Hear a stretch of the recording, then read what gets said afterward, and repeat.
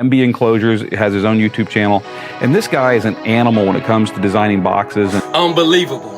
I couldn't even believe that there was 2 8s in there. This guy right here is doing something special. I welcome y'all to MBE. What you about to see, box building in a different league. In this SQL scene, believe that money ain't a thing when it comes to his kings. Now that's fact, not fiction. Call 44694 48 then 18. Don't matter, you got 4 8s or 1 8 or anything between. He got what you need. This is my crew. This is my gang. These are my kings. Let's look at this. This is a mega cab. I want to understand how big that cabin is. I am bigger than a mid-size SUV. I have a bigger interior than a Ford Explorer. Body-wise, I'm just as big as a Cadillac XL, Yukon XL, Tahoe. But cabin-wise, from the windshield all the way to the back, I want you to look at that. From the windshield all the way to the back. That's a large cabin. That's a very large cabin for, let's look at this. So we get some quantifications. I can stop saying I will be doing a 140 and a 1.5 cube box when this much cabin space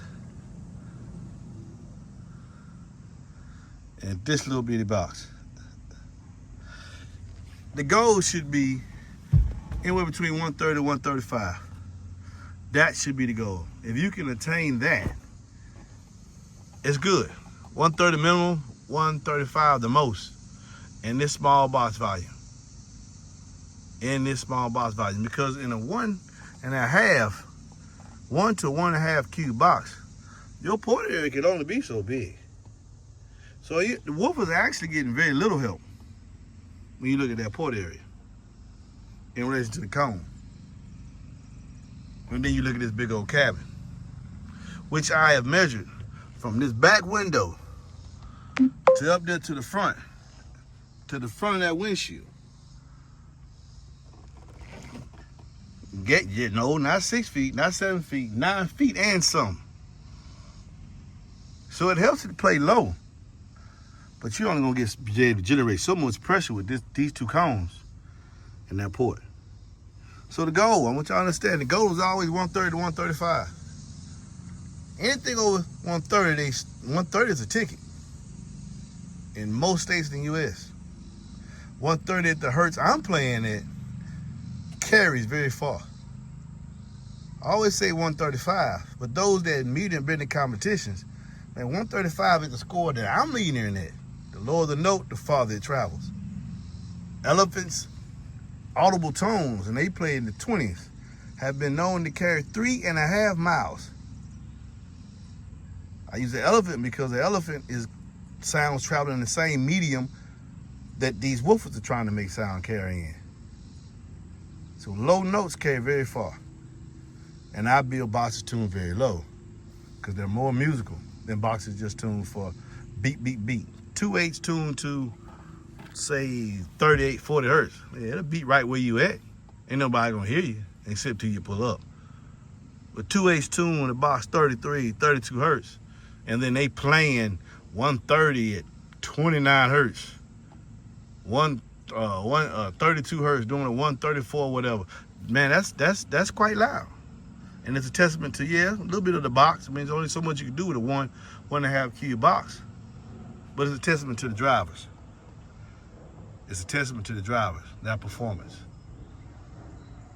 So I'm gonna have to do some things because I've been playing very, very low for a while now. So tomorrow I'm gonna have to take this box out, take the panels out, make sure I got them to be soundproof.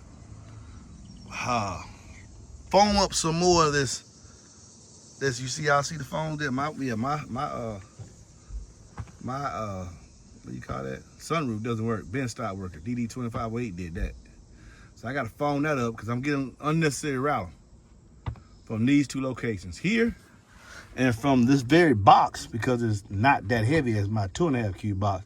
is vibrating against that floor on certain notes. And that's killing out some of my low end frequency. So I'm gonna fix that, and then from then we're gonna move forward. Y'all be blessed. I'll show y'all this as well. This box here. This is the box that the Solo X's did their 142. I've also done a 143. Y'all seen the 42, 142.66 at 33 hertz. Look at the size of that box. Now that box is 2.5 cubes. It looks quite large, but it's not. It's 2.5 cubes. It's just the port area is so much bigger that it's eating up a lot. It's taking up a lot of the port volume. It's taking up a lot of the volume inside the box, necessitating for it to be this long. But this box here is only 1.25 net per. Well, it's 2.5 cubes net per 1.25 per side of that port. 1.25 there, 1.25 there. I put this box here so y'all can see the difference. So basically, we went to half that size. This box here is 1.5, depending on the displacement of the drivers. You can see it is half the distance, half the size of the box did a 143. But look at the port area. That's a single 4-inch aerial port, 4-inch circular port down there. That's 12 square inches per cube. And 1.5, so now we at basically 9 inches. 9 inches of port area versus 18 square inches per cube here. This enables me in that cabin to do 142, 143 dB. I'm not gonna get the same output this little small box here. Not at the frequency I wanna play it. I wanna play low. Remember, I'm playing below 35 hertz. All the 8s I'm showing you, we're doing 33 and below. Right at 30. So I'm able to get, I'm seeing 130, 129, 130 dB, 131 dB. I'm seeing that with different subs. It's possible, but I'm not gonna see 140 dB at 29 hertz and a box half the size. It's just not gonna happen. Number one, the subwoofers are not getting any help because the port's not big at all. Whereas with the larger size box, they get plenty of help, don't they? Plenty of help. Port's bigger. This is the best alignment. All these boxes here have utilized that alignment. This box just not gonna be able to do it. But it will let y'all see how subwoofers perform in traditional size enclosures.